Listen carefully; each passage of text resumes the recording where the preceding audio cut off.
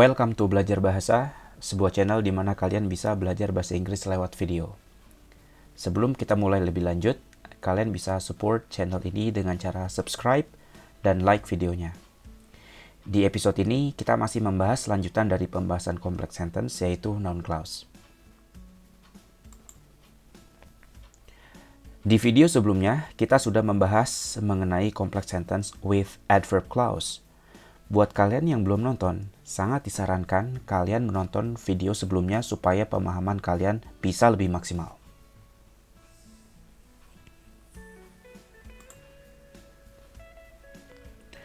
Oke, ada dua hal penting yang akan kita bahas dalam noun clause. Yang pertama yaitu tipe atau jenis noun clause, misalnya that, if, atau whether, dan question words.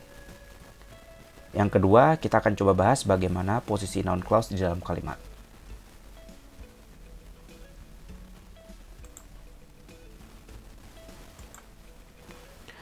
Baiklah, kita coba review sedikit mengenai konsep dasar noun clause yang mungkin sebelumnya pernah kalian pelajari. Misal ada satu noun yaitu story. Kemudian supaya maknanya menjadi spesifik, kita akan coba tambah his. Sehingga menjadi noun phrase, yaitu his story.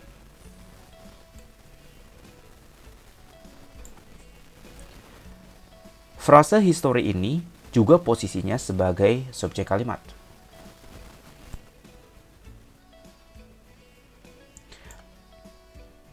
Nah, noun phrase ini bisa kita ganti dengan pronoun atau kata ganti.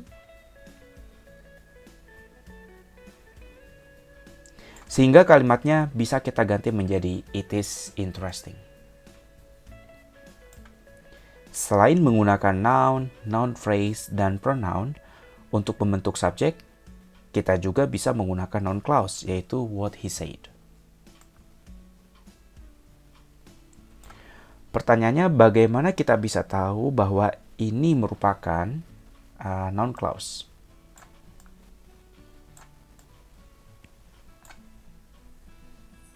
Jawabannya adalah dari noun clause konektornya, yaitu what.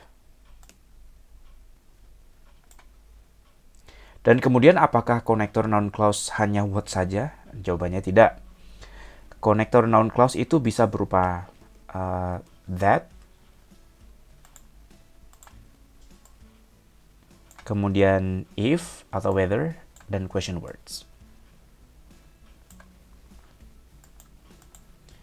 Oke, setelah mengetahui apa saja konektor dalam noun clause, lalu bagaimana membentuk kalimat dengan noun clause? Kita akan bahas di slide berikutnya. Di sini kita akan coba bahas 4 cara untuk membentuk kalimat dengan menggunakan noun clause. Di rule pertama,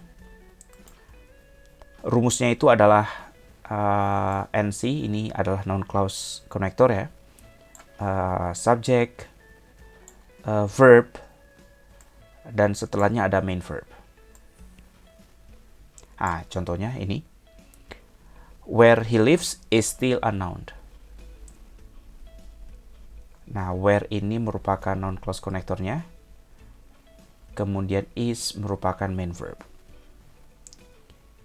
Nah, hal terpenting dalam noun clause adalah mampu membedakan mana verb yang merupakan bagian dari noun clause atau verb utama yang merupakan bagian dari kalimatnya.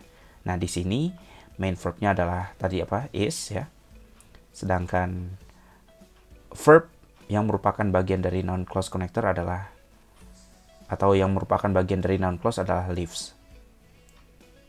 Di rule kedua yaitu ada subject plus verb, kemudian noun clause connector, and then subject, kemudian ada verb. Contohnya seperti ini. I know where he lives. Nah, verb know merupakan kata kerja utama atau main verb. Sedangkan lives ini merupakan verb bagian dari noun clause itu sendiri. Jadi ini merupakan noun clause satu kesatuan ini ya.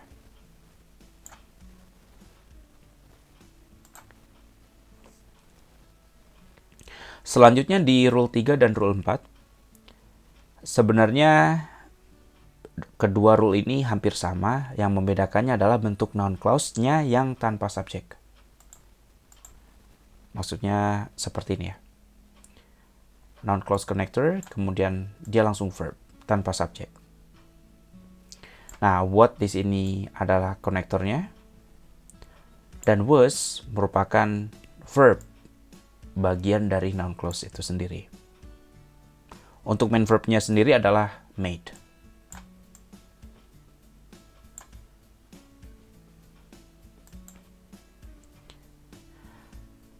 Oke, selanjutnya kita akan masuk ke pembahasan jenis noun clause, yaitu dengan konektor that, if, atau whether, dan question words.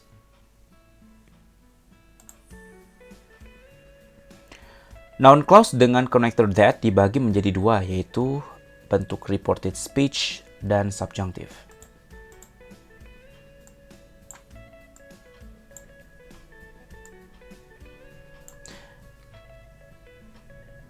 Noun clause dalam reported speech, contohnya adalah scientists report that atmospheric warming has already begun. Jika kita harus mengidentifikasi mana noun clause-nya, maka jawabannya adalah dimulai dari that sampai begun. Oke, ini. Karena ini merupakan noun tapi berbentuk clause, kita bisa mengganti noun clause ini dengan pronoun it. Selanjutnya ada noun clause sebagai subjunctive. Subjunctive biasanya digunakan untuk menerangkan urgency, advisability, necessity, dan desirability. Contohnya yaitu that each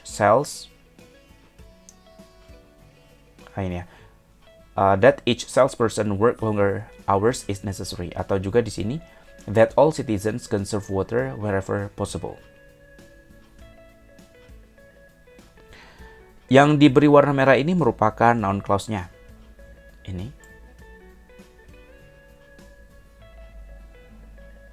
Dimana ini bisa diganti dengan it, karena dia sebenarnya ini adalah noun, tapi berbentuk clause. Sedangkan ini, noun clause-nya.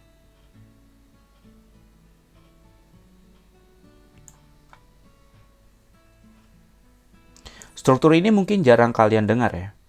Karena struktur yang paling sering muncul adalah ini. It is necessary that each salesperson work longer hours. Tapi tetap, ini yang berwarna merah ini merupakan noun clause-nya. Sehingga kita bisa mengganti noun clause ini dengan pronoun it ya, it is necessary.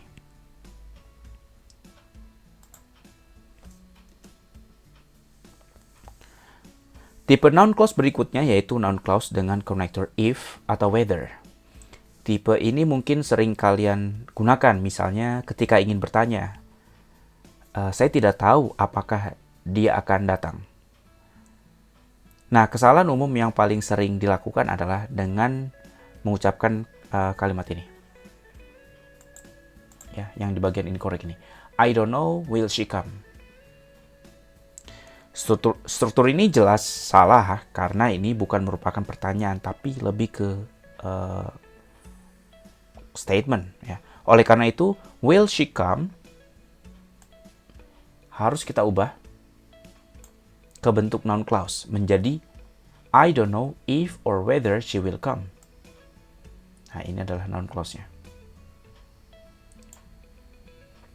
Begitu juga dengan contoh kedua, kita bisa menggunakan if atau whether untuk menggantikan does he need help.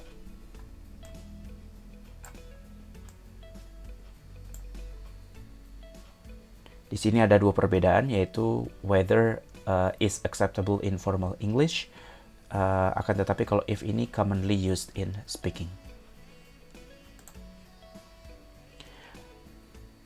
Noun clause dengan question word juga merupakan bentuk yang banyak membuat orang bingung.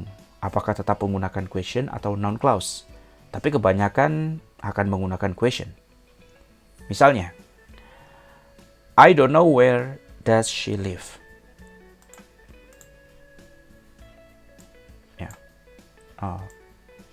incorrect. Padahal seharusnya bentuk yang benar adalah I don't know where she lives. Begitu juga dengan contoh berikutnya. Yang benar adalah I could not hear what he said.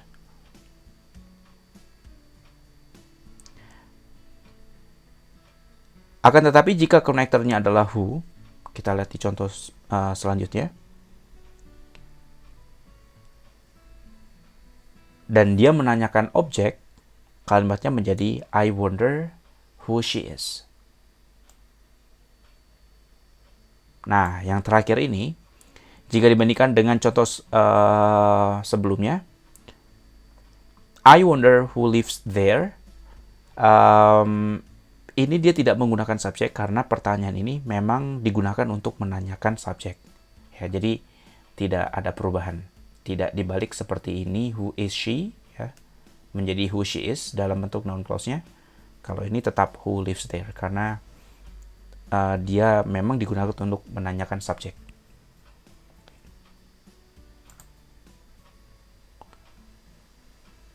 Selain tipe noun clause yang sudah dijelaskan, hal penting selanjutnya yaitu bagaimana menerapkan noun clause dalam kalimat. Ada 3 posisi noun clause dalam kalimat, yaitu sebagai subjek. Di contoh ini subjeknya adalah when he will arrive. Yang kedua, posisi noun clause sebagai object of verb, di mana letaknya persis setelah verb utamanya yaitu know. Terakhir, sebagai object of preposition, di mana posisi noun clause persis berada setelah preposition, yaitu about.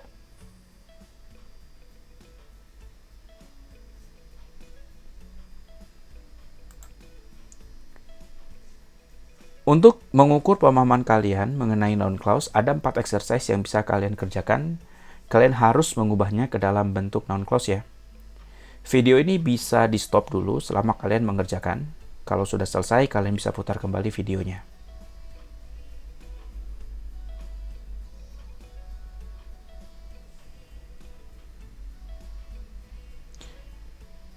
Berikut jawaban dari exercise yang baru saja kalian kerjakan. Semoga jawaban kalian benar semua ya. Jika melihat posisi noun clause dalam kalimat, kalian bisa menggunakan noun clause sebagai subject, kemudian object of verb, dan juga object of preposition. Well, sekian pembahasan mengenai noun clause. Thank you for watching till the end. I'll see you soon in the next video. Bye-bye.